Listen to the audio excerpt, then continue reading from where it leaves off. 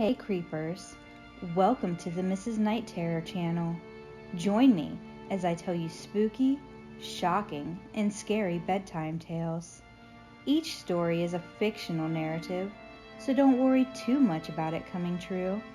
If you think you can handle it, listen closely and imagine yourself being part of each and every story I tell. I want to say thank you to each and every creeper out there.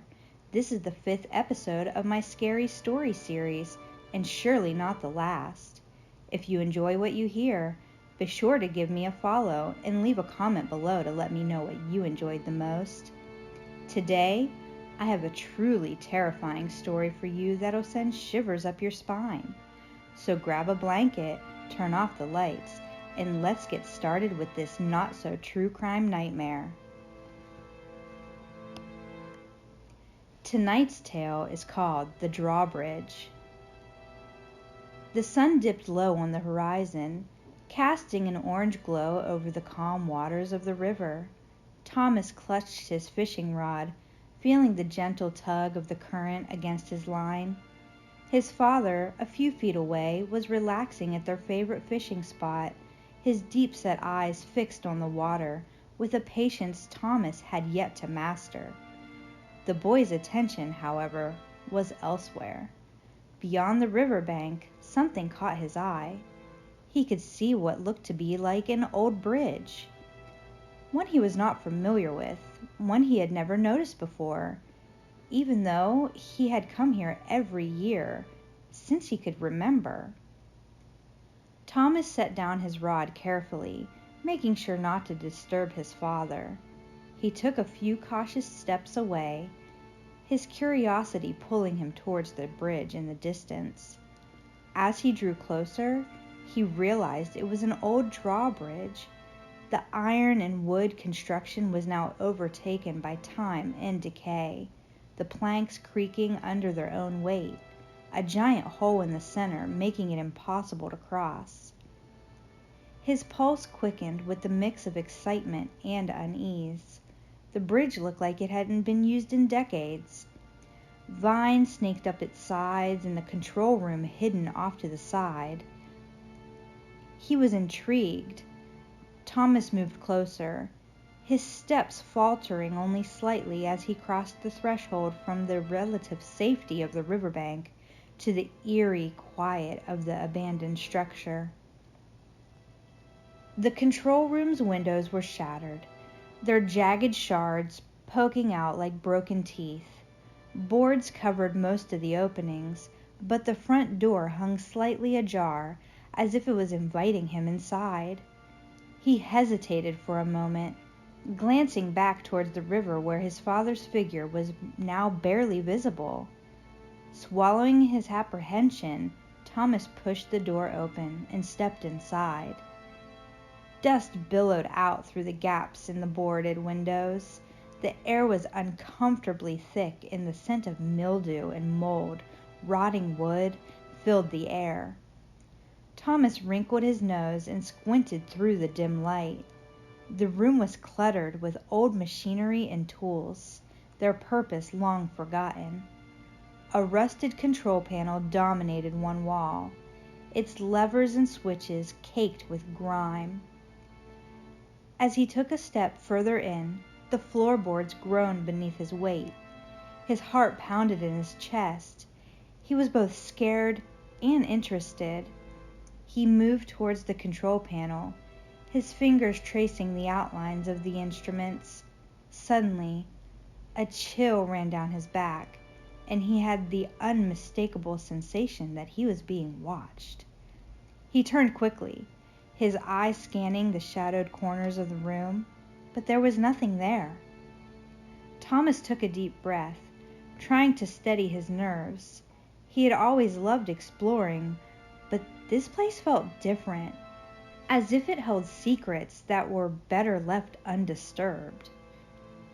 Just as he was about to turn backwards towards the door, something caught his eye.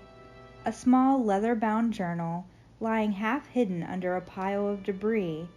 He bent down quickly to pick it up, brushing off the dust and cobwebs. As he opened the journal, the pages crackled with age. The writing inside was faded but legible, scrawled in a hurried hand. His eyes widened as he began to read, the words revealing a story of the bridge's last operator and the strange occurrences that had led to the drawbridge being abandoned. The further he read, the more he felt the air grow cold. The shadows deepened. It was as the bridge itself was alive, holding its breath, waiting for something or someone. Thomas closed the journal with trembling hands, the sound echoing in the stillness. He needed to get back to his father, to the safety of the familiar world outside. But as he turned to leave, he heard it, a faint whisper, a voice carried in the wind, calling his name. Thomas sprinted back towards the riverbank, his heart fluttered with each step.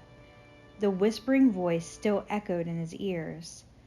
When he reached his father, the familiar presence brought a brief sense of relief, but the fear of what just happened gnawed at him within.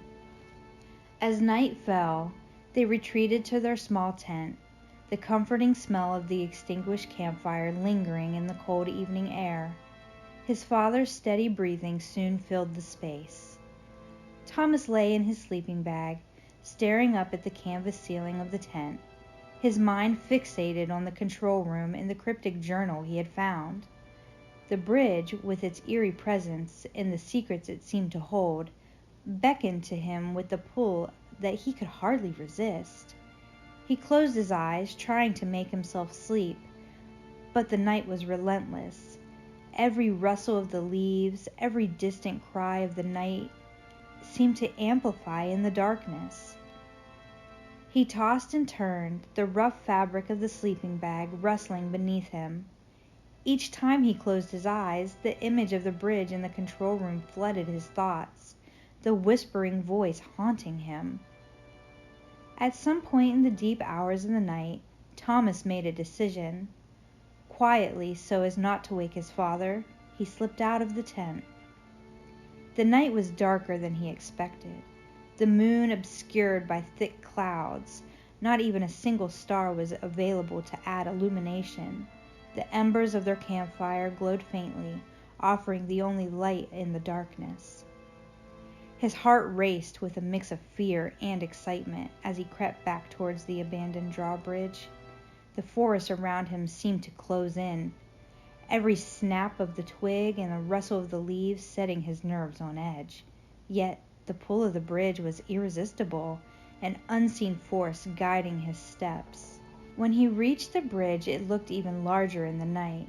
The control room's silhouette was a dark blot against the sky, its broken windows now gaping holes of blackness.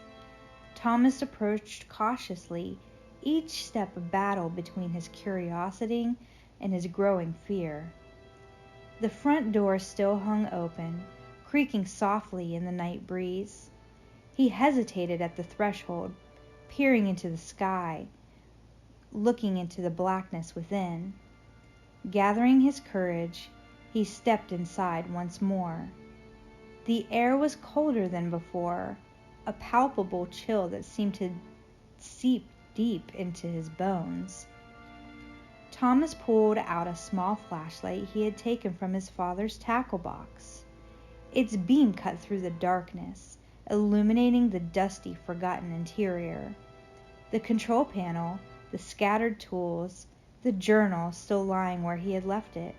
Everything was just as he remembered, yet somehow more menacing in the dead of night.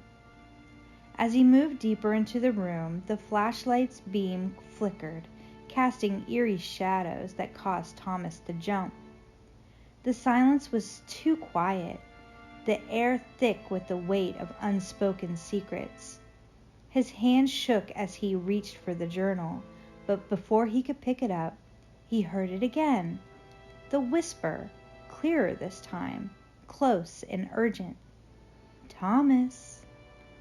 The voice was unmistakable, calling his name with an eerie familiarity. He spun around. the flashlight's beam swinging wildly. There was no one there, only the darkness pressing from all sides. Panic surged within him, but so did a strange sense of determination. The bridge, the control room, the voice. They were all connected, and he needed to understand how. Summoning his courage, Thomas took a deep breath and moved further into the room, the flashlight flickering with each step. He approached the control panel, his eyes scanning the levers and switches. One of them, covered in grime, seemed to stand out, as if inviting him to touch it. His hand hovered over the lever, and whispering voice grew louder, more insistent. His heart pounded in his chest as he gripped the lever, his fingers cold and trembling. As he pulled it, the room suddenly bathed in a harsh, flickering light, and the machinery around him roared with life. Thomas stumbled back, his flashlight falling from his grasp. The bridge began to move, the ancient gears turning and ground beneath him vibrating with a deep, resonant hum. The control room seemed to come alive. The once decrepit bridge was now fully functional and operational, with perfectly painted beams and pathways. "Welcome back, Thomas," the voice said in unison, and he knew that the bridge was waiting for him all along. Thomas's heart raced as the chorus of whispers subsided, leaving an oppressive silence in its wake. His eyes darted around the room, searching for the source of the voice, but the control room was still empty. Determined to understand what was happening, Thomas moved towards the control chair, an old worn-out seat positioned in front of a panel of buttons and levers. He sat down cautiously, the leather creaking under his weight. The control panel was every kid's dream. It had multiple buttons and levers that just needed to be tinkered with. Suddenly, the voice returned, clearer this time, cutting through the silence like a knife. "Lower the bridge," it commanded, a blend of authority and urgency in its tone. Thomas's eyes were drawn to a small set of speakers just below the control panel, their tiny lights blinking rhythmically. He realized the voice were emanating from those speakers, the source of the disembodied commands. He hesitated, his hand hovering over the lever marked for lowering the bridge. "Why?" he whispered out loud, his voice trembling with a mix of fear and curiosity. The speakers crackled in response, the blinking lights intensifying with a sharp, high-pitched noise coming through, almost deafening Thomas. Thomas screamed, the noise piercing his ears like forks in your eyes. After a few seconds, he just couldn't take it anymore, so he hit the button, and the noise immediately subsided. Confusion and apprehension overwhelmed him. Thomas took a deep breath. The machinery roared to life once more, with the gears grinding as the bridge slowly began to descend. The vibrations beneath his feet grew stronger, the entire structure groaning with the effort. Thomas watched in awe as the bridge lowered, the river below reflecting the moonlight in shimmering ripples. As the bridge connected with its parallel partner, the voice returned, softer now, almost gentle. "Look outside, Thomas." He turned towards the windows, peering into the night. At first he saw nothing but the dark waves of the river and the dense forest beyond. Then slowly shapes began to materialize on the far bank. Figures emerging from the shadows, their forms indistinct and ghostly in the moonlight. They moved with purpose, converging towards the opposite side of the bridge. Thomas's breath was caught in his throat. Who were these people? Why were they drawn to the bridge now, after so many years of abandonment? He felt a shiver of recognition and a sense of connection to these shadowy figures. Thomas got up from his chair and approached the doorway, looking deeper at the people crossing the bridge. rows and rows of people perfectly paced across the bridge. The figures were closer now, their faces coming into focus. The longer Thomas looked, the more horrified he became. These were not people at all. Each face had narrow, oblong eyes that extended well beyond the normal placement of human eyes. Their noses were narrow, almost non-existent and less prominent than his. Their mouths were gaping holes that appeared to lack any lips or defining shape. Thomas was overcome by fear. They looked like grotesque zombies, but they were almost holographic. It was as though they were not even real, but as they got closer to the edge of the bridge, each figure transformed into a perfectly looking, normal human being. Their once decrepit skin became mended, their eyes were bright, and a flicker of life could be seen inside. It was as if the connecting bridge helped them travel from one reality to the next. "What do you want from me?" he called out, his voice echoing through the control room and beyond.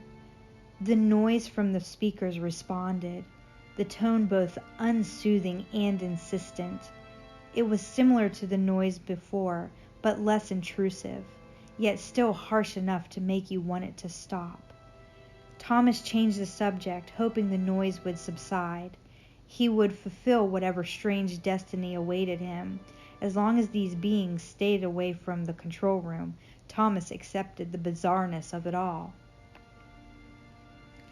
He sat down and began examining the controls.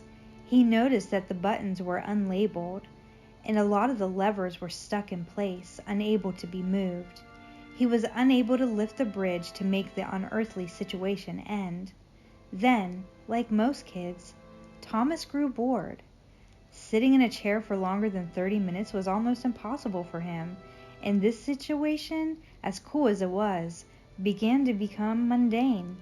One by one, the freaky creatures crossed the bridge, their footsteps echoing in the night, a procession of lost souls finding their way, and Thomas, sitting in the control chair, knew he had become the bridge keeper, the guardian of the passage between worlds, drawn by fate to the forgotten place, where the past and the present intertwined. But he was ready for a much-needed break. Despite the fun he had tinkering with the bridge, a nagging thought reminded Thomas about his father, still asleep in the tent by the river. He knew he needed to get back before his absence was noticed.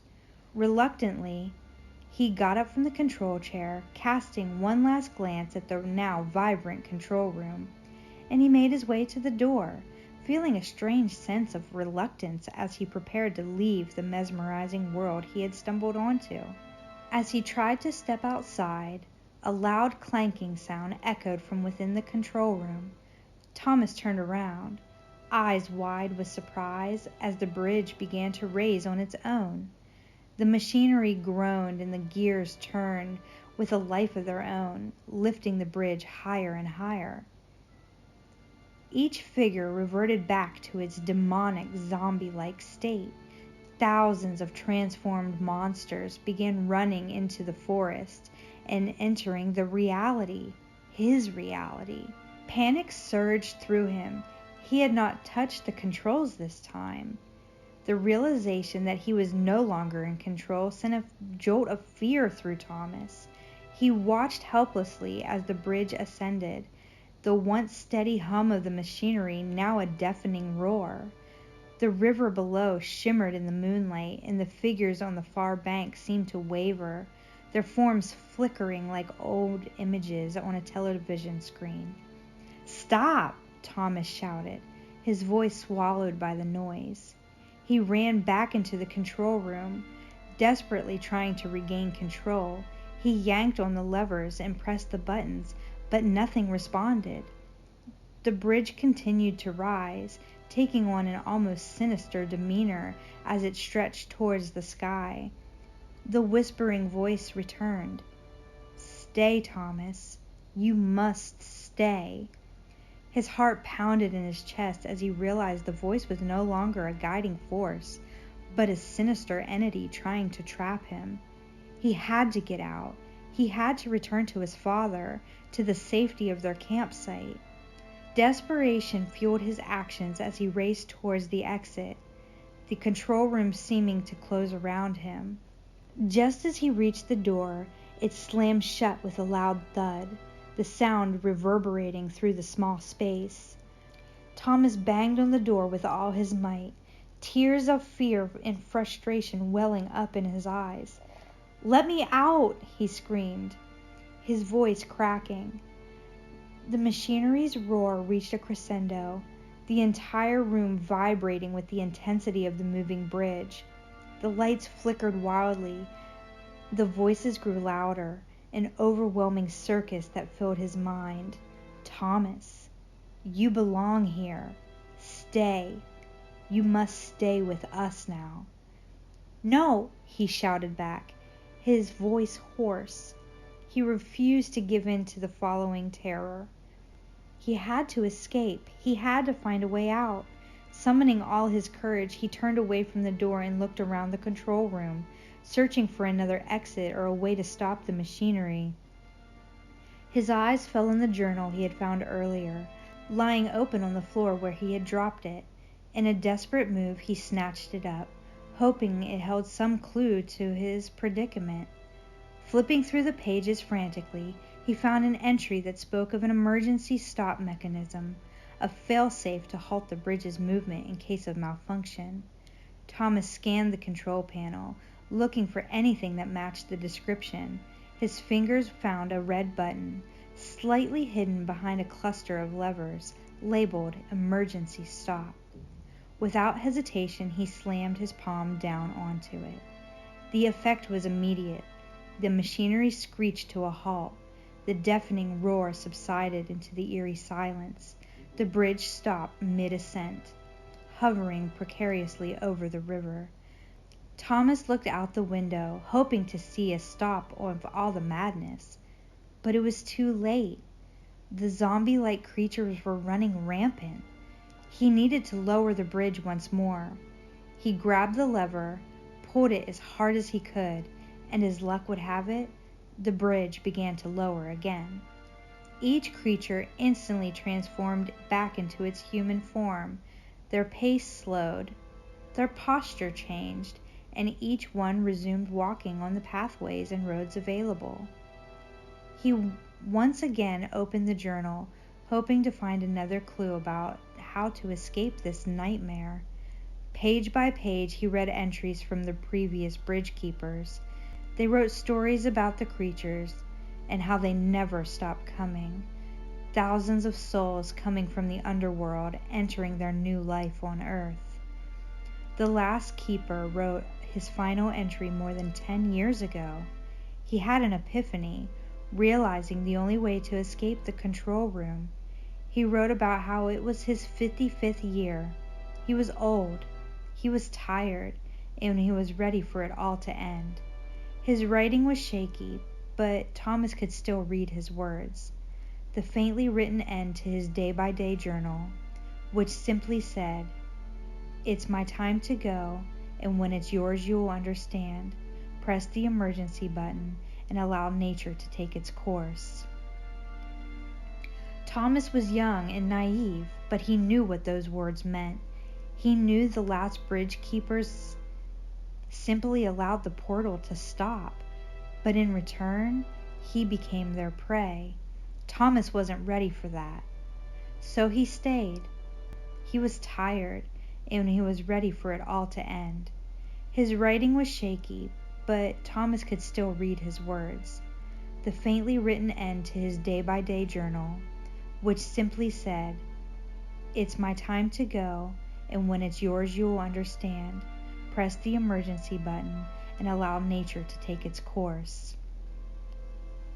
Thomas was young and naive, but he knew what those words meant. He knew the last bridge keepers simply allowed the portal to stop, but in return, he became their prey. Thomas wasn't ready for that. So he stayed.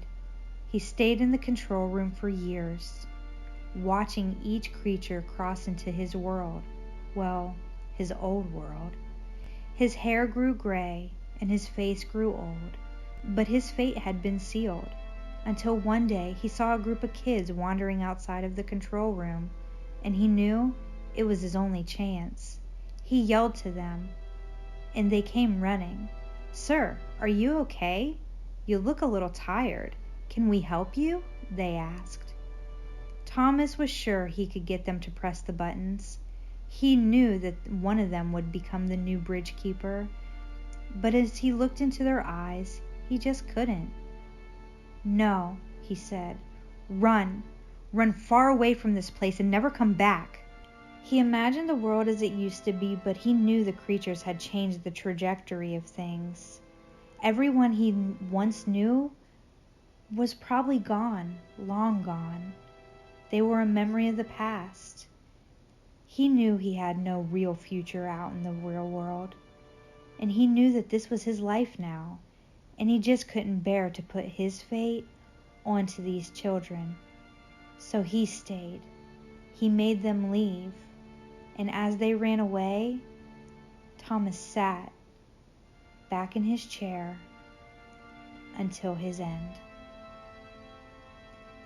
And as we draw the curtains on this chilling tale, our hearts still racing and our minds haunted by the echoes of the unknown, remember that the darkness we've explored is but a glimpse into the abyss that dwells within us all. In the realm of the mysterious, we find both terror and fascination, and in these shadows, we confront the depths of human nature in the uncharted territories of the universe. Thank you to each and every creeper out there who takes their time to listen to my horrifying stories. Remember to follow me on TikTok, Instagram, and X. And fear not, as we step back into the realm of the familiar. Let the shivers down your spine remind you that life's greatest mysteries are the ones that keep us awake at night, asking us to peer into the abyss and challenge the boundaries of our understanding. Until next time, dear listeners, may your dreams be undisturbed, and may you find solace in the light of day. Good night and sweet dreams, if you dare.